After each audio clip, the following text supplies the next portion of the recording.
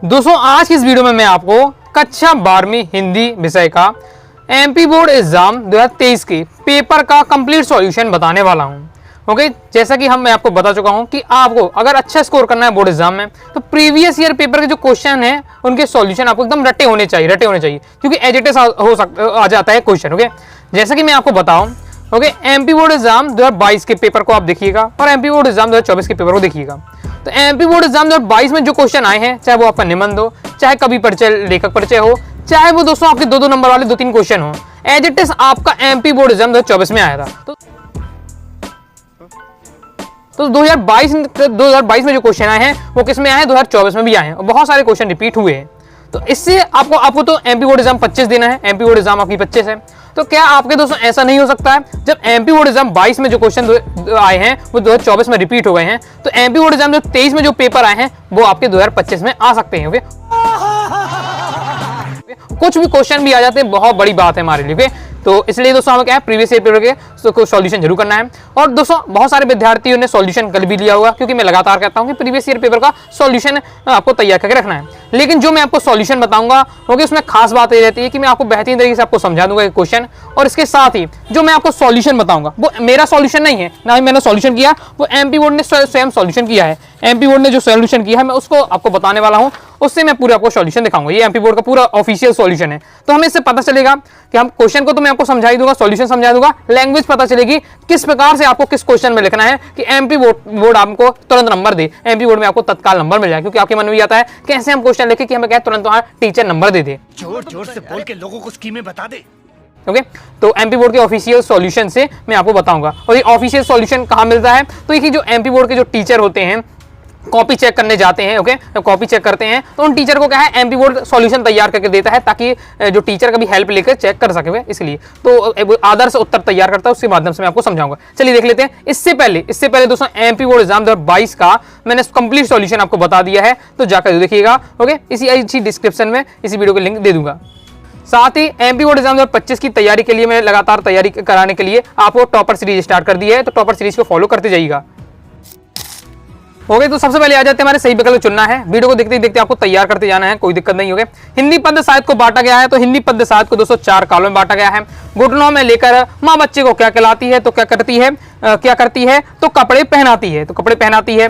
किसकी गर्मी बाजार से अधिक सामान खरीदने में विवश करती है, तो पैसे की गर्मी के कारण आप क्या बाजार में ज्यादा सामान खरीदते हैं। लेखक आनंद यादव अपनी माँ को लेकर गया, तो कहाँ लेकर गया था, दत्ताजी राव के यहाँ। निम्नलिखित में से विज्ञान संबंधी तकनीकी शब्द है। अब तकनीकी शब्द बताना हो विज्ञान संबंधी, तो नाभिक हो जाएगा। ओके, विज्ञान यानी साइंस सब्जेक्ट क्या है, नाभिक में पढ़ते हैं, हमारे फिजिक्स में चैप्टर भी है नाभिक। हुए जहां शब्द में काव्य की शोभा बढ़े वहां अलंकार होता है, तो वहां दोस्तों आपका शब्द अलंकार होता है। शब्द से अगर क्या है, काव्य की शोभा बढ़े, शब्द अलंकार। अर्थ से दोस्तों काव्य की शोभा बढ़े तो अर्थ अलंकार। आगे देख लेते हैं। अब आ जाते हैं रेगिस्तान की पूर्ति कीजिए। खेतों की तुलना डड्डे से की गई है, तो कागज के पन्ने से। देखिए एक अच्छी बात है यहाँ, जो आपके रेगिस्तान आएंगे आपकी हिंदी में, उसमें दोस्तों आपको ऑप्शन दिए रहेंगे, बस आपको क्या है उसमें उसी से देखकर ऑप्शन लिख देना। तो खेतों की तुलना कागज से पन्ने की गई है।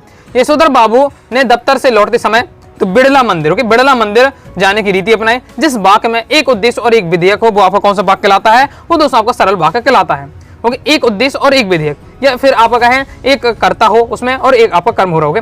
जिन छंदों में मात्राओं की गिनती की जाती है उन्हें क्या कहते हैं, मात्रिक छंद कहते हैं। देख सकते कितने लेवल के क्वेश्चन आप देख सकते, ज्यादा कठिन नहीं है जो आप लोग समझते बोर्ड एग्जाम में बहुत हाई फाई आएगा, कुछ नहीं, जो आप नॉर्मल पढ़ते हैं वही आपका रहने वाला है। बस मन लगा के थोड़ा बहुत आप बेसिक हर चैप्टर का हर मतलब टॉपिक का मैं आपको जो पढ़ाते जा रहा हूँ पढ़ते जाइएगा, तैयारी बेहतरीन आपकी हो जाएगी। इसलिए टॉपर सीरीज भी स्टार्ट कर दी है। ओके, काव्यखंड के इंपॉर्टेंट अभी काव्यखंड की वस्तुएं बताए हैं, टॉपर सीरीज जाकर पूरा फॉलो कर लेते हैं, 80 में 80 स्कोर करेंगे। ओके, संवाद लिखते समय डेडेस गायब हो जाता है, तो संवाद लिखते समय जो लेखक होता है वो क्या गायब हो जाता है।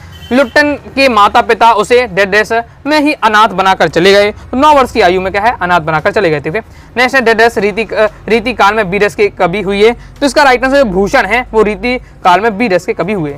कंप्लीट हो जाता है। आ जाते हैं दोस्तों हमारी आ जाती हैं अब रेगिस्तान हो गए हैं सही जोड़ियां। ओके, और सॉल्यूशन देखना है तो इस प्रकार से एमपी बोर्ड ने देखिए सॉल्यूशन इस प्रकार से ऑफिशियल सॉल्यूशन रहता है। ओके, कंप्लीट हो जाता है। सही जोड़ी में है हिंदी साहित्य को स्वर्ण युग, तो हिंदी साहित्य को जो स्वर्ण युग भक्ति कालों का है, हिंदी साहित्य का स्वर्ण युग कहा जाता है। अब दोस्तों आपको ये आपका क्वेश्चन कहाँ से है, तो पद्य साहित्य के इतिहास से। क्वेश्चन इस प्रकार से भी 2 नंबर के लिए आपका इंपॉर्टेंट है, बताते जा रहा हूं मैं कि भक्ति काल को हिंदी का स्वर्ण युग कहा जाता, क्यों कहा जाता है इस बारे में। छायावाद के प्रवर्तक कवि हैं, तो छायावाद के जो प्रवर्तक कवि हैं वो है आपके जयशंकर प्रसाद। मस्ती का संदेश देते हैं तो हरिवंश राय बच्चन देते हैं हमारे। चौपाई छंद में हमारी 16 मात्राएं होती है। अब बहुत सारे विद्यार्थी कमेंट आएगा कि सर चौपाई छंद तो आपने पढ़ाया नहीं छंद के सेक्शन में, फिर ये कहां से आ गया। तो एमपी बोर्ड एग्जाम 2023 के सिलेबस में था, लेकिन अब 25 में हटा दिया गया तो हमने नहीं पढ़ा। ओके, फिर आपका हो जाएगा चित्रकार, तो चित्रकार जो हो जाएगा दोस्तों आपका राइट आंसर चितेरा। चित्रकार कैसे हो जाएगा चितेरा। ओके, ये 5वां हो जाएगा। संपादकीय पृष्ठ तो हो जाएगा अखबार की आवाज, ये हो जाएगा आपका 6वां।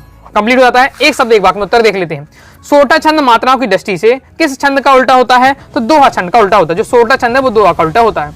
अब आपके सिलेबस में देखिए सोटा छंद तो है लेकिन आपका दोहा छंद नहीं है। ओके, जैसे ऐसा लघु वाक्यांश जिसके प्रयोग में भाषा में सौंदर्य उत्पन्न होता है क्या कहलाता है, मुहावरे कहलाता है। जो वाक्यांश लिखा हुआ है, क्योंकि जो मुहावरे होते हैं वो वाक्यांश होते हैं, वाक्य एक टुकड़ा होता है, जबकि लोकोक्ति क्या पूर्ण वाक्य होती है। तो लोकोक्ति और मुहावरे में अंतर जरूर तैयार कर रखिएगा, उनके बारे में जरूर अंतर तैयार कर लेते हैं तो उनकी परिभाषा, उनके उदाहरण और इस बार से वस्तुनिष्ठ बनते आपसे बन जाएंगे। तो हो जाएगा आपका इसका राइट आंसर मुहावरे। ओके, नेक्स्ट हमारा क्वेश्चन है मुहावरा। नेक्स्ट है रेडियो नाटकों में पात्रों की पहचान किसके माध्यम से की जाती है, तो ध्वनि या संवादों के माध्यम से। क्योंकि रेडियो में हम क्या कर सकते हैं, केवल सुन सकते हैं। अब सुन से हम क्या है ध्वनि का, क्योंकि आवाज के माध्यम से आप पता कर सकते हैं। जैसे अभी आप वीडियो में हैं, अगर मेरी स्थान पर कोई और पढ़ाने लगे तो आपने मुझे देखा तो है नहीं है, तो आपको पता भी फिर भी नहीं चलेगा। ओके, लेकिन मेरी जब आप क्या दूसरे की आवाज सुन, हर व्यक्ति की अपनी अपनी विशिष्ट आवाज होती है। ओके, सबकी अपनी विशिष्ट आवाज है, तो आप दूसरी आवाज सुनेंगे तो आप कहेंगे कि सर अनुराग सर कहाँ गायब हो गए। ओके, इस बार से तो आप मुझे क्या ध्वनि के माध्यम से केवल सुन पा रहे हैं। ओके, इसी बार से तो यहाँ जब रेडियो भी सुनते हैं तो उसमें क्या ध्वनि रहती है, ये संवाद, ध्वनि और संवाद भी आप लिख सकते हो, ध्वनि व संवादों के माध्यम से। नेक्स्ट है सिंधु घाटी सभ्यता में कौन कौन से फल उगाए जाते हैं, तो खजूर और अंगूर के फल उगाए जाते हैं। ओके, किसकी आवाज मृत गांव में संजीवनी शक्ति भरती है, तो जो ढोलक की आवाज, ढोलक की लुट्टन पहलवान की जो ढोलक की आवाज है वो क्या है, मृत गांव में भी संजीवनी शक्ति भरती है। चंद्रगुप्त किसका नाट्य रचना है, तो जयशंकर प्रसाद का क्या है, चंद्रगुप्त नाट्य रचना है। कवि ने स्लेट पर क्या मल्ल की बात कही है, तो लाल खड़िए चौक मल्ल की बात कही है। सॉल्यूशन में आपको दिखा देता हूं, ये सही जोड़ी का है और ये आपका एक शब्द एक वाक्य इनका। ओके, क्लियर हो जाता, आगे देख लेते हैं। पहले सॉल्यूशन नहीं दिखाता हूं ताकि आप मन में सोचे, प्रैक्टिस करें। ओके, अब दोस्तों हम देख लेते हैं सत्य शब्द। शोषकों के प्रति घृणा और शोषकों के प्रति करुणा प्रतिवाद है, ये दोस्तों हमारा क्या हो जाएगा, सत्य हो जाएगा। ओके, ये हमारी क्या प्रतिवाद की विशेषता है दोस्तों। आपको छायावाद, व्यक्तिवाद, प्रयोगवाद, नई कविता, ये आपको क्वेश्चन तैयार करके रखना, ये दो विशेषता तैयार करके रखिएगा। ये कहाँ का टॉपिक है, ओके, ये मैं बोल रहा हूँ तो बहुत विद्यार्थी को मन में ही ना कि ये टॉपिक कहाँ का है। ये दोस्तों आगे पद्य साहित्य का इतिहास के टॉपिक है, वहां से 2 नंबर क्वेश्चन आपका बनता है। तो कवि ने हार कर बात को कील की तरह ठोक दिया, बिल्कुल सत्य है। शेर के बच्चे का असल नाम लुट्टन सिंह पहलवान था, तो असत्य हो जाएगा। क्यों, क्योंकि शेर के बच्चे का असल नाम चांद सिंह था, यहाँ लुट्टन लिखा हुआ है इसलिए आपका क्या गलत हो जाएगा। सौदागर मास्टर कविता बहुत अच्छे ढंग से पढ़ाते थे, बिल्कुल सत्य हो जाएगा आपका। नेक्स्ट है राष्ट्रभाषा के लिए संपर्क भाषा शब्द का प्रयोग किया जाता, तो ये भी आपका सत्य हो जाएगा।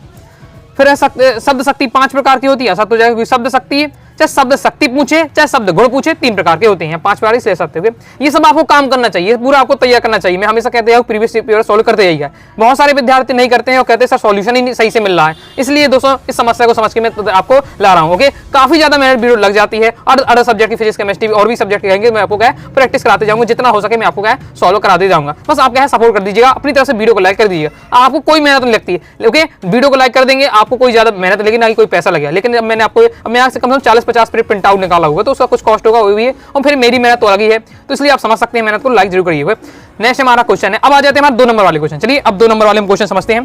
तो हमारा कवि ने अपने खेत में कौन सा बीज बोया है, तो आंसर हो जाएगा कवि ने अपने खेत में शब्द रूपी बीज बोया है। और यही क्वेश्चन आपको क्या एक वाक्य में भी आ सकता है। ओके, तो शब्द रूपी बीज बोया, याद करते हैं, वीडियो को देखते देखते याद करते जाइएगा, अलग से नहीं छोड़िएगा। बस आराम से बाद में पढ़ लूंगा, वीडियो मिल गई आराम से पढ़ लूंगा, ये अब नहीं, इतना समय नहीं रहेगा, 10 दिन बचे हुए हैं, तो बस क्या है ध्यान से आप क्या है वीडियो डायरेक्ट देखते देखते याद करते जाइएगा। शमशेर बहादुर सिंह कौन से तार सप्तक के कवि हैं, तो ये आपके हैं दूसरे तार सप्तक के कवि। तो शमशेर बहादुर सिंह दूसरे तार सप्तक के कवि। ओके, नेक्स्ट है संसार में कष्टों को सहते हुए भी खुशी और मस्ती का माहौल कैसे पैदा किया जा सकता है। मतलब हर व्यक्ति के जीवन में क्या कष्ट है, बहुत सारे कष्ट हैं, लेकिन फिर भी व्यक्ति किस प्रकार से खुश होकर जी सकता है। तो आंसर क्या है, मनुष्य स्वयं को आत्मविश्वास में रखते हुए, यानी अपने ऊपर क्या है, अपने ऊपर विश्वास रखें, कष्टों को जीवन का हिस्सा मानते हुए मुस्कुराकर कष्टों का सामना कर सकता है। कि भाई अगर कष्ट आ रहे हैं तो माने कि भैया हम जिंदगी जी रहे हैं, जीवन में हर व्यक्ति के जीवन में कष्ट है, तो कष्ट तो अगर हम मनुष्य जीवन में है तो हमें क्या कष्ट तो सहने ही पड़ेंगे, इसलिए हमें क्या है उसको जो कष्ट को क्या मुस्कुराकर क्या है उनका सामना करना है। तो कष्टों की जो तीव्रता और प्रभाव कम हो जाएगा अगर हम मुस्कुराकर खुशी खुशी क्या है कष्टों का सामना करते हैं। जैसे आप कभी कष्ट क्या है एमपी बोर्ड एग्जाम 2025 आपके लिए कष्ट है। ओके, तो आपको मुस्कुराते हुए इंपॉर्टेंट पढ़ते जाना है और आपको पता भी नहीं चलेगा, आप टॉपर बन जाएगा बस। लेकिन आपको क्या है, बस डेली क्या है 10 15 क्वेश्चन हर चैप्टर हर सब्जेक्ट की आप तैयार करिए अपने आप। क्या है, आप देखेंगे 10-15 दिन में अच्छी आपकी तैयारी हो जाएगी। नेक्स्ट हमारा क्वेश्चन है, लक्ष्मण जी के लिए संजीवनी बूटी लाने कौन गए थे? बिल्कुल आसान है, हर बच्चा जानता होगा कौन गए थे, हनुमान जी गए थे। नेक्स्ट है, जीव के भरने और मन के खाली होने पर मन की क्या दशा होती है? तो आंसर हो जाएगा, जीव के भरने और मन के खाली होने पर मन किसी की नहीं मानता, वह चाहता है कि यह भी ले लूं वह भी ले लूं, सभी समान आरामदायक लगने लगता है। मतलब जो पैसा हो जेब में पैसा हो और मन खाली है तो लगता है ये भी ले लूं वही भी ले लूं, सिर्फ सब सामान ले लूं, पूरा बाजार खरीद लूं। ओके, इस प्रकार से मन में भावनाएं आती हैं, तो उसकी बात हो रही है, बिल्कुल सिंपल। देखिए मैं कहता हूँ 2 लाइन में आपको लिखना, 2 लाइन में बिल्कुल आपको आंसर एक ही 2 लाइन में लिखना है, लेकिन इतना अच्छा से लिख देना कि टीचर पढ़ते ही तुरंत चीज समझ में कि आपको वास्तव में गहराई से उस चीज को पढ़ा है। ओके, तो नेक्स्ट हमारा क्वेश्चन है कि राजा के द्वारा कुश्ती लड़ने की आज्ञा मिलते ही दर्शक क्या करने लगे? तो राजा के द्वारा कुश्ती लड़ने की आज्ञा मिलते ही दर्शकों में उत्तेजना भर गई। ओके, बाजे बजने लगे और कोहाल बढ़ने लगे, सब कोई हल्ला करने लगा। ओके, एकदम क्या है, हल्ला होने लगा कुश्ती का जब ऐलान हो गया। नेक्स्ट हमारा क्वेश्चन है, शिशिर का पेड़ कब से कब तक खिलता है? तो शिशिर का पेड़ बसंत के आगमन से आषाढ़ तक खिला रहता है, कभी मन रम गया तो भादों में भी लदा रहता है। ओके, नेक्स्ट हमारा क्वेश्चन है, स्वामी महादेवी वर्मा ने स्वयं व भक्तिन के मध्य किस प्रकार को संबंध को निकारा है?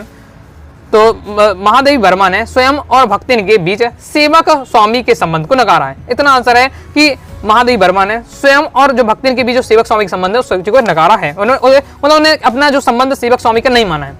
नेक्स्ट है, लेखक के पिता ने आनंद को पाठशाला भेजते समय क्या शर्त रखी? तो आनंद के लिए उसके पिता ने शर्त रखी कि वह दिन निकलते ही खेत जाकर पानी देगा, सुबह खेत जाते समय बस्ता भी साथ ले जाना होगा, 11 बजे ही क्या स्कूल जाना होगा। मतलब है कि स्कूल पढ़ना है भाई, पढ़ाई करो, लेकिन हमारे क्या खेत में जो पानी लगना है उसे सुबह से लगा कर जाओ, बस इतना उसका है। ओके, शर्त। नेक्स्ट है, मोहनजोदड़ो के घरों की क्या विशेषता है? तो बहुत सारी विशेषता है, यहाँ आपको मेन बतानी। जैसे सड़कों के दोनों ओर क्या मकान होते हैं, मकान का पिछला भाग सड़क की तरफ होता है, घरों में खिड़कियां प्राय नहीं होती हैं। तो ये क्या है उनकी कुछ विशेषताएं। ओके, अगर आपका है इतिहास सब्जेक्ट का है तो पहली चैप्टर में हड़प्पा सभ्यता है, उसमें आपने पढ़ाई होगा। ओके, नेक्स्ट हमारा आ जाता है प्रश्नांक 11वां। प्रश्नांक दोस्तों हमारा 11वां है, नए और अप्रत्याशित विषयों के लेखन में छात्रों में कौन कौन से गुण विकसित होते हैं? तो आंसर क्या हो जाएगा दोस्तों आपका, कौन कौन से गुण विकसित होते हैं? पहला है कि आपका मौलिक अभिव्यक्ति का गुण पनपता है, विचारों में तर्कशीलता आती है, बौद्धिक कौशल का विकास होता है। तो ये आपके होते हैं जब क्या नए और अप्रत्याशित विषयों का लेखन में जिक्र करते हैं। ओके, नेक्स्ट हमारा क्वेश्चन है, फिल्म और रंगमंच में दर्शकों को किसकी सहायता से प्रभावशील बनाया जाता है? तो फिल्म और रंगमंच के दृश्यों को ध्वनि, संवाद, मंच, सज्जा और अभिनय कौशल की सहायता से प्रभावशील बनाया जाता है। इसका एग्जाम्पल सबसे ज्यादा जो आपके धारावाहिक कार्यक्रम होते हैं, जैसे आपने रामायण देखी होगी, महाभारत देखी होगी, जैसे रामानंद की जो जी की जो रामायण है बहुत ज्यादा पॉपुलर है। ओके, बहुत ज्यादा पॉपुलर है, एक नंबर की। ओके, तो उसमें आप क्या देखा होगा कि मान लीजिए आप केवल उसमें संवाद हो, उसमें ध्वनि हो, ओके, उसमें ये आवाजें होती हैं, वो सब हटा दिया जाए। ओके, तो फिर वो किस प्रकार का लगेगा? तो अजीब से लगेगा। तो क्या है, जो फिल्म और रंगमंच में फिल्म में भी आपने देखा होगा, शूटिंग में मतलब आपको क्या बैकग्राउंड दिया, आपके क्या है घूसा, अगर हीरो क्या है जो विलन को घूसा मार रहा है तो उसकी आवाज आएगी फटाक से, तो बहुत सारी इसमें आवाजें डाली जाती हैं। तो वो सब कैसे हमें जिस सब आवाज डाली जाती है तब हमें क्या बहुत चीज अच्छी लगती है। तो फिल्म और रंगमंच के दृश्य को क्या अच्छा और प्रभावशाली बनाने के लिए उसमें ध्वनि, संवाद, मंच सज्जा और सजावट भी की जाती है, अभिनय कौशल डाला जाता है उसमें। नेक्स्ट है, बी रस की परिभाषा और उदाहरण दीजिए। तो इसमें तो मैं आपको बता चुका हूँ, रस वाला आपको क्या है, सभी रस की आपको परिभाषा उदाहरण तैयार कर रखना है, लेकिन सभी रस की परिभाषा नहीं याद करना है, केवल एक रस की परिभाषा याद करना है, यानी केवल एक परिभाषा याद करना है, सब आपसे बनने लगेगी। ओके, और परिभाषा क्या है, सहृदय के हृदय में स्थित। ओके, यहाँ बी रस की बात है, तो साय नामक स्थायी भाव का जब विभाव, अनुभाव, संचारी भाव से संयोग होता है वहां बी रस की निष्पत्ति होती है। तो ये जो मैंने परिभाषा बताई यही सब में आपकी अप्लाई होने वाली है, बस आपको क्या स्थायी भाव चेंज कर देना है। यहां से मैं आपको करुण रस की आपको परिभाषा बताऊं तो सहृदय के हृदय में स्थित शोक नामक, अब यहाँ करुण रस की बात हो रही तो शोक नामक स्थायी भाव का जब विभाव, अनुभाव, संचारी संयोग होता है तो वहां आपकी करुण रस की निष्पत्ति होती है। इस प्रकार एक ही परिभाषा बस आपको स्थायी भाव को चेंज करके कर देना है बस, लेकिन सबका आपको हर 10 आपके रस हैं, सभी का आपको एक उदाहरण तैयार कर लीजिए, एक बी रस का, एक करुण रस का, क्योंकि अगर पेपर में आता है तो उदाहरण तो आपको लिखने आता ही है। तो बी रस का तो मैंने आपको कई सारे बताए हैं, ओके, जैसे याद दिया है, वह खून का हो किस मतलब का जिसमें वाल का नाम नहीं, वह खून का हो किस मतलब का आ सके देसी काम नहीं, बस इतना आप लिख देंगे आपका काम हो जाएगा। ओके, या फिर आप ये लिख सकते हैं, बुंदेलो हर बोलो के मुंह से हमने सुनी कहानी थी, खूब लड़ी मर्दानी वह तो झांसी वाली रानी थी। बहुत सारे आपके बीरस के उदाहरण हैं, कोई भी जैसे दो मुझे याद है तो मैं आपको हमेशा वही बताता हूँ, बस एक दो परफेक्ट कर लीजिए आपका काम हो जाएगा। इसका नेक्स्ट हमारा क्वेश्चन है, संधि अलंकार की परिभाषा और उदाहरण लिखिए। ओके, संधि अलंकार की परिभाषा देख लेते हैं। देखिए ग्रामर के मैं सभी टॉपिक लगभग 90% टॉपिक कवर करा चुका हूँ। ओके, हर टॉपिक छंद अलंकार मतलब आपके जितने टॉपिक हैं, शब्द शक्ति शब्द गुण हो चाहे बिंब विधान वाला टॉपिक हो, सभी मैंने आपको कवर करा दिया है। ओके, वाक्य परिवर्तन, ओके वाक्य परिवर्तन हो, वाक्य शुद्धिकरण हो, सभी टॉपिक की वीडियो देखना चाहते हैं, हिंदी ग्रामर के नाम से प्लेलिस्ट है, प्लेलिस्ट जाकर आप क्रम से वीडियो देख लीजिएगा। ओके, और पूरी आप क्या अगर पूरी प्लेलिस्ट फॉलो कर लेते हैं, हिंदी आपके ग्रामर एक एक लाइन आपको तैयार हो जाएगी। फिर डर 1% नहीं रहेगा कि वस्तुनिष्ठ हमसे नहीं बनेगा, व्याकरण वाला हमसे व्याकरण वाला क्वेश्चन नहीं बनेगा। फिर पूरा जब टॉपिक पढ़ लेंगे उससे बाहर कहाँ जाएगा। ओके, इस प्रकार से तो संधि अलंकार की संधि यानी संदेह हो जाता है, जहां भी हमें काव्य में जहां रंग रूप गुण की समानता के कारण वस्तु को देखकर यह निश्चित ना हो सके कि वही वस्तु है, वो हमें संधि अलंकार होता है। हम फिक्स ना कर पाए, हमें संदेह हो जा रहा है, किस कारण संदेह हो रहा है, क्योंकि उसके कारण डुप्लीकेट उसका, ओके रंग रूप गुण की समानता के कारण क्या है, वस्तु में देखकर निश्चित नहीं हो पा रहा कि वही वस्तु है, संधि अलंकार होगा।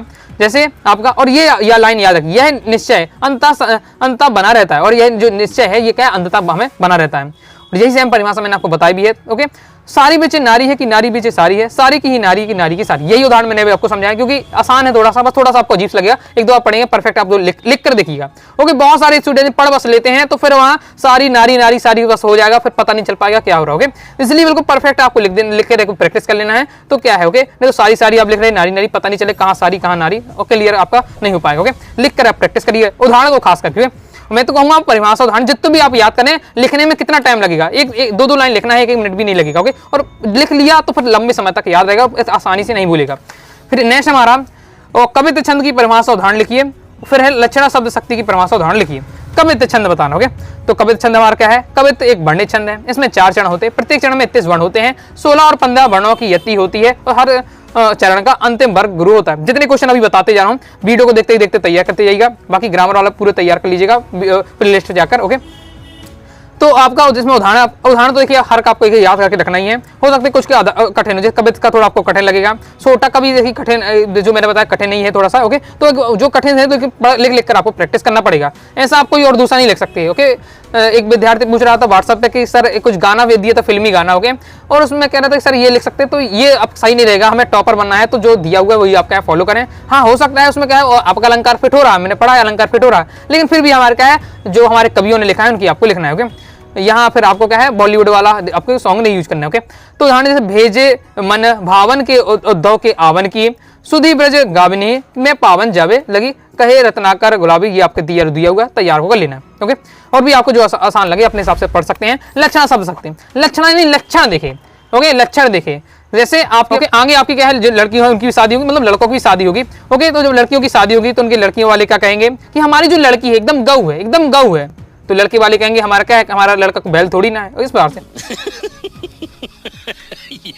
तो यहाँ क्या है, लड़की हमारी गऊ है, यानी बहुत ज्यादा सीधी, गऊ का मतलब यहाँ सीधी है, उसका लक्षण बताया जा रहा है। ओके, इस प्रकार से ये कहा जाए आप एकदम लोमड़ी है, लोमड़ी यानी आप लोमड़ी के यहाँ तात्पर्य क्या है, आप लोमड़ी नहीं, अब तो लोमड़ी तो है नहीं है, आप क्या है ये चालाक से है, तो ये इस प्रकार से आपका होता है। ओके, जो है वह लड़का गधा है, तो गधा नहीं, बस गधा का मतलब मूर्ख है, इस प्रकार से। तो ये आप समझ गए जी, आपके होते हैं लक्षण। लिखना क्या है कि जब वाक्य का जब सरल ढंग से अर्थ समझ में ना आवे, लाक्षणिक अर्थ निकले, वहां लक्षण शब्द सीधे सीधे उसका मतलब नहीं निकला, उसका कुछ लक्षण निकला, वो लाक्षणिक शब्द शक्ति कहलाता है। ओके, जैसे सारा घर, यहाँ क्या दिया हुआ, सारा घर मेला देखने गया, और सारा घर यानी पूरा घर उठकर क्या मेला देखने चला गया, तो ऐसा तो होगा नहीं पूरा घर उठकर मेला चला गया, यानी घर के अंदर जो लोग रहते हैं यानी घर के लोग हैं वो मेला देखने गए, तो ये अर्थ निकल रहा। आई होप आपको अच्छे समझ में आ गया होगा। तकनीकी शब्द का अर्थ बताते हुए 2 तकनीकी शब्द लिखिए। देखिए केवल सिलेबस में मात्र 3 आपके शब्द हैं, तकनीकी शब्द, निपात शब्द, क्षेत्रीय शब्द, 100% से क्वेश्चन आना ही है। ओके, 2 लाइन के हैं, 5 मिनट भी नहीं लगेगा, तीनों आप पढ़ पाएंगे। हर बार मैं पढ़ाता हूँ आपको। तकनीकी शब्द क्या है, जो किसी विशेष टॉपिक के लिए यूज किए जाते हैं, किसी विशेष ऐसे शब्द जो किसी विशेष विषय के लिए बने हो, तकनीकी शब्द कहलाते हैं। जैसे गुरुत्वाकर्षण है आपका, तो गुरुत्वाकर्षण हम फिजिक्स में पढ़ते हैं, नाभिक है तो फिजिक्स में पढ़ते हैं, कोशिका है तो केवल हम क्या है जीव विज्ञान में पढ़ते हैं, इस टाइप से। ओके, जैसे यज्ञ तप की बात हो तो केवल जब क्या है, जब आपके पूजा पाठ की बात हो तब होता है, तो इस प्रकार से यही आपका यहाँ दिया हुआ है। जैसे हाइड्रोजन रडार है तो ये किससे संबंधित है, ये आपके क्या है फिजिक्स संबंधित है, तो इस प्रकार से। नेक्स्ट हमारा राष्ट्रभाषा की दो विशेषताएं हैं। तो राष्ट्रभाषा की दो विशेषताएं क्या है? फिर राष्ट्रभाषा राजभाषा के आपको क्या अंतर तैयार कर ली, अंतर तैयार कर लेते हैं तो विशेषता भी अपने आप हो जाएंगी। मान लीजिए राष्ट्रभाषा की विशेषताएं तो स्टार का लिख दीजिएगा, राजभाषा की विशेष स्टार का लिख दीजिएगा, अंतर है तो दोनों लिख दीजिएगा इस प्रकार से। तो मैं आपको सब मैंने ग्रामर के टॉपिक आपको पढ़ाए हैं, जाकर जरूर आप देख लीजिए, बहुत बेहतरीन तरीके से मैंने आपको एक्सप्लेन किया है। ओके, तो हिंदी ग्रामर की प्लेलिस्ट में सब टॉपिक तैयार कर लीजिएगा। राष्ट्रभाषा का क्षेत्र विशाल होता है, यह पूरी राष्ट्रीय भाषा, नाम ही राष्ट्रभाषा यानी पूरे देश की भाषा। राष्ट्रभाषा को संपर्क भाषा भी कहते हैं। नेक्स्ट वाक्य शुद्धिकरण वाला आता है। जैसे वाक्य को शुद्ध करना है, मोहन पुस्तक पढ़ रही है। अब मोहन पुस्तक पढ़ रही है, पढ़ते ही आपको पता चल रही है कि ये क्या है, गलत लिखा हुआ है। मोहन पुस्तक पढ़ता है। ओके, मोहन पुस्तक क्या है, या मोहन पुस्तक पढ़ रहा है, जो है वही लिखना है। तो मोहन पुस्तक पढ़ रहा है ना कि पढ़ रही है। ओके, यहाँ नेक्स्ट हमारा जंगल में शेर चिहाड़ने लगा। तो जो शेर होता है वो चिहाड़ता नहीं है, शेर दहाड़ता है। ओके, आपने भी सुना होगा शेर क्या है, दहाड़ता है ना कि चिहाड़ता है। तो ये आपका क्या है, आपका हो जाएगा दहाड़ना। नेक्स्ट है आपको वाक्य परिवर्तन करना है। लता गा रही प्रश्नवाचक। प्रश्नवाचक तो बिल्कुल सिंपल, बिल्कुल सिंपल। क्या करना है, प्रश्नवाचक यानी आपको आगे क्या लगा देना, लास्ट में क्वेश्चन मार्क, लास्ट में आपको लगा देना क्वेश्चन मार्क, आगे क्या लिख देना है, बन जाएगा। तो क्या लता गा रही है, बस आगे क्वेश्चन, लास्ट में क्वेश्चन मार्क, आगे क्या लिख दिया, सब आपका प्रश्नवाचक बन जाएगा। नेक्स्ट है आपका, ये थोड़ा समझने लायक वाला, बहुत ज्यादा समझने वाला टॉपिक है। ओके, इतनी आसानी समझ में नहीं आएगा, लेकिन थोड़ा समझने का प्रयास करिएगा। टेंशन नहीं लेने का, अपुन है ना। देखिए, आदमी का हवा में उड़ना कठिन है। अब यहाँ पहले इतना बस फोकस करिए, नकारात्मक बनाना। केवल क्या, मान लीजिए आ जाए केवल नकारात्मक, बस केवल नकारात्मक। नकारात्मक तो बिल्कुल सिंपल है। नकारात्मक में क्या कर जाना है, नहीं जोड़ देना है। तो आदमी का हवा में उड़ना कठिन है, हमें कहा जाए नकारात्मक बनाओ, तो आदमी का हवा में उड़ना कठिन नहीं है, कठिन नहीं है, केवल नहीं जोड़ देना है, आपका नकारात्मक बन जाएगा। अब समस्या कहां आ जाती है कि बिना अर्थ बदले ये शब्द का क्या मतलब हुआ भाई साहब, ये शब्द का क्या मतलब है, इसकी मैं आपको सीधे ट्रिक बताता हूं, कोई दिक्कत नहीं है। देखिए आपको यहाँ क्या करना है, यहाँ क्या करना है, नकारात्मक से जुड़ा है, नकारात्मक शब्द जुड़ा है यानी नहीं जुड़ना है, नहीं तो हमें लिखना ही लिखना है। यहाँ नहीं आपको आ रहा, यहाँ नहीं फिट हो रहा तो नहीं फिटना होना ही है। आदमी का हवा में उड़ना कठिन नहीं है, ये आपका होने ही वाला है। लेकिन जैसे ही आपका बिना अर्थ वाला शब्द लग जाए तो आपको क्या करना है, जो भी आपको शब्द का है उसका विलोम कर देना है। नहीं, जहां भी आपका नहीं लग रहा है उसका पहले वाला जो शब्द है उसका उल्टा कर दीजिए, विलोम कर दीजिए। कठिन का उल्टा सरल, कठिन का उल्टा सरल, बस ये काम करना है। तो अब इसका सही उत्तर पता क्या होगा, तो आदमी का हवा में उड़ना सरल नहीं है, सरल नहीं। इस बात में देखिए, अगर केवल नकारात्मक होता तो फिर कोई दिक्कत नहीं हुई, केवल नहीं जोड़ के आपका काम हो जाएगा। और जहां उसने लिख दिया बिना अर्थ बदले करो, तो फिर आपको नहीं तो लगाना है, क्योंकि नकारात्मक लिखा तो नहीं तो लगाना है, लेकिन आपको उससे पहले जो वाला शब्द है उसका विलोम लिख देना है। ओके, विलोम लिख देना, कठिन का क्या हो जाएगा, सरल हो जाएगा। तो आई होप दोस्तों आपको समझ में आएगा। बाकी दोस्तों मैंने बहुत अच्छे से आपको क्या है वो वाक्य परिवर्तन में इस सब टॉपिक में समझाया है, तो वहां से अगर आप पूरे डिटेल से समझिएगा। ओके, बाकी मैं समझाने का शॉर्ट में प्रयास करता हूँ, उत्तर आप देख सकते हैं। ओके, जो मैंने बताया वही है आपके। फिर नेक्स्ट हमारा देखिए, अब आ जाता है आपका हरिवंश राय बच्चन तुलसीदास जी का पूछा गया था कवि परिचय, और फटेश्वर नारायण धर्मवीर भारती का पूछा गया था लेखक परिचय। तो ये मैंने सब कुछ सब पढ़ा दिए, मैंने सब पढ़ा दिए हैं। ओके, अब वीडियो देखना चाहते हैं तो हिंदी ग्रामर की प्लेलिस्ट पर जाइएगा, या तुरंत हिंदी की प्लेलिस्ट बनी है वहां से जाकर आप पूरा देख लीजिएगा, सब तैयार कर लीजिएगा। सब मैं आपको पढ़ा चुका हूँ, अच्छे से आपको तैयार करना है, मैंने अपनी लैंग्वेज दिया हुआ है, वहां से आपको अच्छे से पढ़ लेना है। ओके, एमपी बोर्ड ने तो कुछ नहीं बताया, क्योंकि रीजन इसलिए है कि सब अपनी अपनी भाषा में अपने अपने हिसाब से लिखते हैं, केवल रचनाएं बस दी हैं। ओके, 2 रचनाएं, बाकी ये लिखा हुआ कि अपने हिसाब से जब स्टूडेंट लेके नंबर दे दिया जाए, ये एमपी बोर्ड ने बताया। क्योंकि यहाँ क्या है, हर विद्यार्थी अपने अपने हिसाब से लिखना है। हाँ, एक बात और सुन लीजिए, मैं हमेशा बताता हूँ, भाव पक्ष आपको 2 लाइन में लिखना है, कला पक्ष 2 लाइन में लिखना है, साहित्य परिचय साहित्य में स्थान 2 लिखना है, और रचना 2 से 3 आपको लिखना है। क्लियर है, भाव पक्ष 2 लाइन में, कला पक्ष 2 लाइन में, यानी टोटल भाव पक्ष कला पक्ष ज्यादा 4 लाइन में लिखना है आपको। इतना आपका पर्याप्त नंबर आपको मिल जाएंगे। इसी प्रकार से हम भाषा शैली की बात करें, 2 लाइन में भाषा, 2 लाइन में शैली समझा देना है, आपका काम हो जाएगा। 2 लाइन में आपको साहित्य में स्थान। बाकी मैंने जब आपको समझाया अपने लैंग्वेज में, तो वहां से आप जाकर देख लीजिएगा, सभी आपको तैयार कर लेना है। 6 नंबर तो आपके फोकस के रहते हैं, क्योंकि फिक्स वाले टॉपिक है हमारे। 4 से 5 टॉपिक आप तैयार कर लिए, 6 नंबर यहाँ से आपके पक्के हो जाएंगे। इसके बाद नेक्स्ट हमारा क्वेश्चन आ जाता है कि भाव विस्तार करना है। जननी और जन्मभूमि स्वर्ग इससे महान है। इसके लिए क्या करना चाहिए आपको, तो जो आपके जो सिलेक्टेड हैं, जो आपके प्रीवियस पेपर में आए 3 साल के, वो तो आपको पढ़ना ही है। साथ ही और भी जो सिलेक्टेड आपको लगते हैं उनको आपको पढ़ लीजिएगा। अभी भाव पढ़ना मैं वीडियो नहीं लाया, तो जल्दी मैं आपको ला दूंगा। 10 से 15 20 आपके जो सिलेक्टेड होंगे उनकी मैं आपको क्या प्रैक्टिस करा दूंगा, और 3 4 लाइन में आपको भाव पढ़ना समझा दूंगा। अब देखिए, संवाद लेखन, ये भी टॉपिक भी बहुत, ये बहुत ज्यादा टॉपिक आसान है।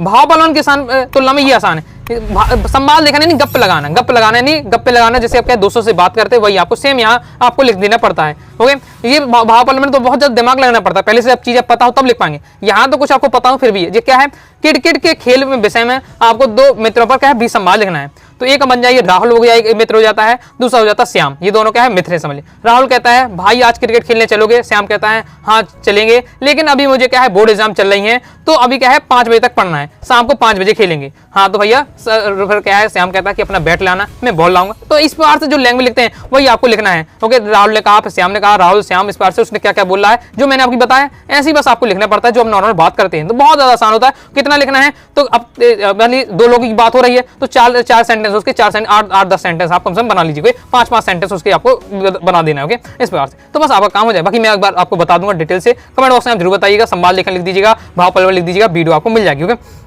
इसके बाद नेक्स्ट हमारा आ जाता है आपका गद्यांश और पद्यांश। अब इसमें तो आपका प्रैक्टिस के ऊपर डिपेंड है, और ना भी प्रैक्टिस करें तो भी आपको यहाँ चल जाएगा, लेकिन अब इसमें तो आपको इतनी ज्यादा मेहनत नहीं करनी। ये ऐसा टॉपिक है कि जहाँ आपको क्या है उसी से छाट कर उत्तर देना पड़ता है। तो ये अगर पद्यांश आता है उसके गद्यांश में उसके अथवा में आपका पद्यांश रहता है, उसके अथवा में आपका गद्यांश रहता है। पद्यांश कठिन होता है क्योंकि हम क्या इतना ज्यादा अर्थ निकाल नहीं पाते हैं, लेकिन गद्यांश में सिंपल होता है तो निकाल पाते हैं अर्थ। ओके, तो ये आपका दिया हुआ है, इसका प्रैक्टिस आपको स्वयं करना है। चलिए मैं आपको जैसे उत्तर शीर्षक में तो आपको बता देता हूँ क्या क्या, जैसे एमपी बोर्ड में क्या लिखा हुआ है यहाँ तो बस केवल ये बताया जा रहा है आपका, ये लिखा हुआ है।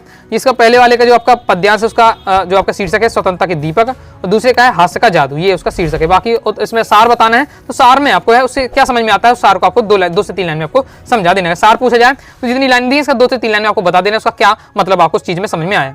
ओके, जैसे यही क्वेश्चन आता है कि नीरस जीवन को कौन सुखद बना दे, तो यही आंसर सीधे सीधे लिखा रहता है, हास्य व्यंग एक ऐसा माध्यम है जो नीरस जीवन को सुखद बना दे, बस इतना आपको लिख देना है। बहुत ज्यादा सिंपल रहता है। ओके, कोई दिक्कत आपको नहीं होगी ज्यादा। ओके, आगे देख लेते हैं। इसके बाद दोस्तों आपके पेपर में आपको क्या है पद्यांश की संदर्भ प्रसंग व्याख्या आएगी और एक गद्यांश की संदर्भ प्रसंग आएगी। 4-4 नंबर की आती है। ओके, मतलब एक काव्य खंड से आपका 4 नंबर के संदर्भ प्रसंग व्याख्या है, एक दोस्तों आपके गद्य खंड से 4 नंबर का संदर्भ प्रसंग व्याख्या आता है।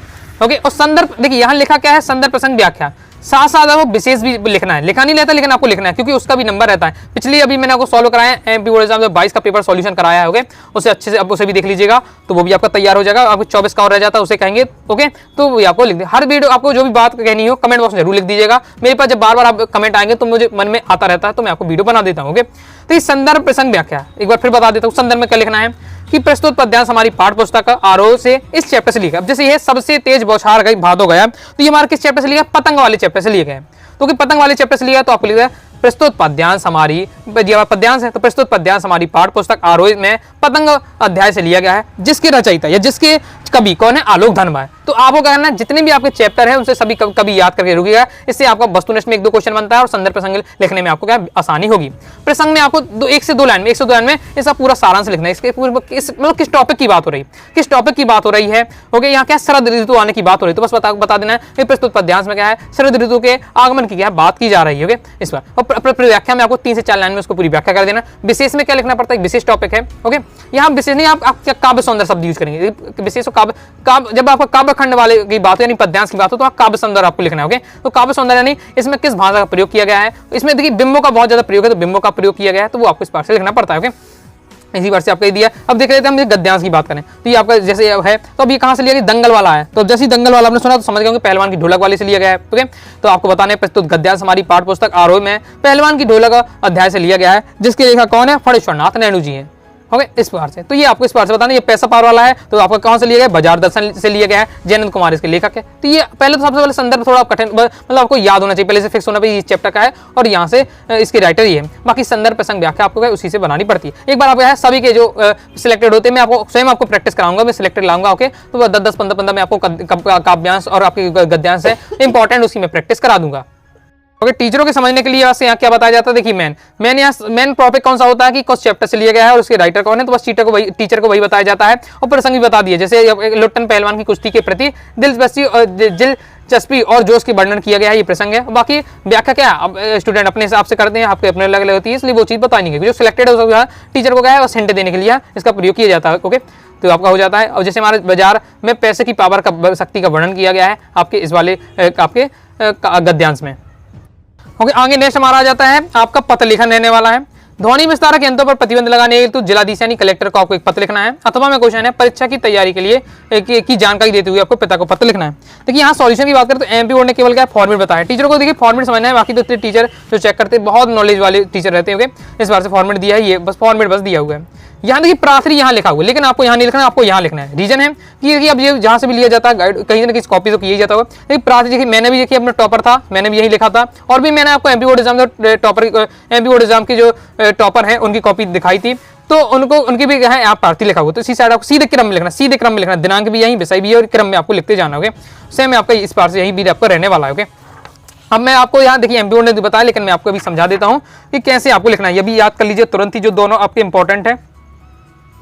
तो ये आपका दिया हुआ पहले ध्वनि विस्तारक यंत्रों पर रोक लगाने के लिए, बिल्कुल सिंपल लैंग्वेज दिया है, एक बार आप सुन लीजिए तो आपको याद हो जाएगा। ओके, तो अभी याद कर लीजिएगा, बाकी अभी इसकी वीडियो नहीं है, जल्दी मैं आपको दे दूंगा। जो आपके सिलेक्टेड है 4 से 5 आपके औपचारिक, 4 से 5 अनौपचारिक हैं, उनकी मैं आपको तैयारी करा दूंगा। लाइक और शेयर ठोक दीजिए, महाकाल का दबा के लाइक और शेयर ठोक दीजिए।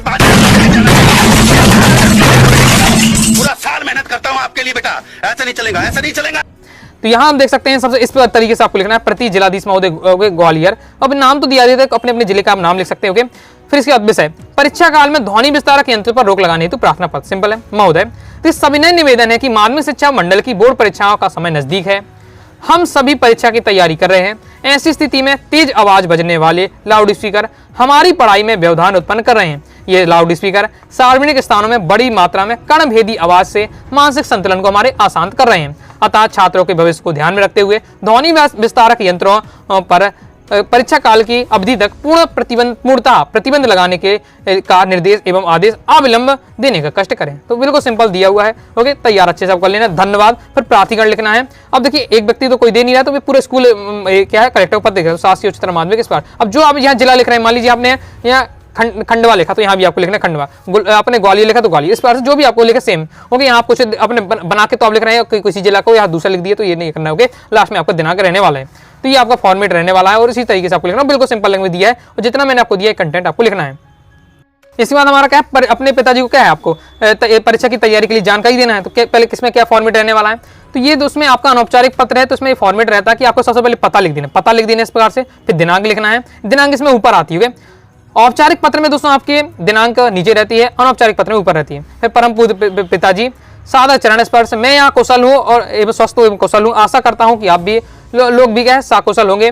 मेरी पढ़ाई ठीक चल रही है, मैं आपको बताना चाहता हूँ मेरी वार्षिक परीक्षा या बोर्ड परीक्षा कुछ ही दिनों में शुरू होने वाली है, विद्यालय की पढ़ाई समाप्त हो चुकी है।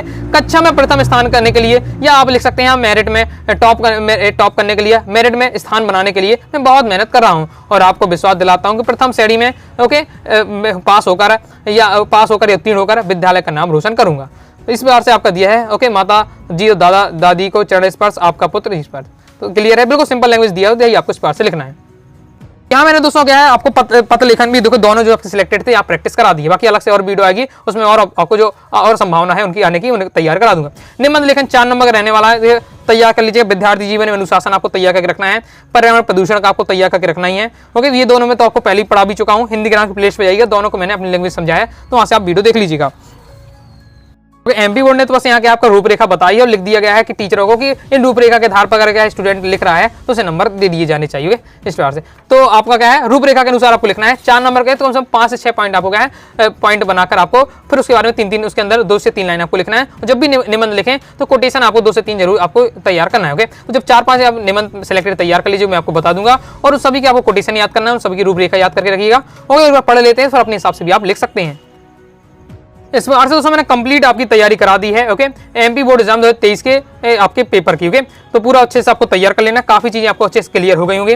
बाकी प्रॉपर तैयारी करना चाहते हैं एमपी बोर्ड एग्जाम में, दोस्तों टॉपर बनना चाहते हैं, 80 में 80 स्कोर करना चाहते हैं, हिंदी कोर्स को ज्वाइन कर लीजिएगा। वहां आपको क्या हिंदी का कंप्लीट एमपी बोर्ड का सिलेबस का सभी आपको इंपॉर्टेंट दिए जाएंगे, ऑब्जेक्टिव रहेगा, previous year paper, model paper, सब सॉल्यूशन आपको मिलने वाला है, अच्छे से आप तैयारी कर पाएंगे। कोर्स की फीस की बात करें तो दोस्तों आपका हिंदी का कोर्स 249 रुपए का था, अब इसमें आपको क्या है 50 रुपए की छूट दी जा रही है, तो केवल क्या 199 रुपए में कंप्लीट आपको हिंदी का कोर्स मिल जाएगा। मतलब कंप्लीट पीडीएफ मटेरियल रहेगा, रिकॉर्डेड वीडियो भी रहेंगे, ओके, ग्रामर टॉपिक भी रहेगा, साथ ही बुक वाला इंपॉर्टेंट सब कुछ आपका रहने वाला है, आपकी प्रॉपर तैयारी हो जाएगी।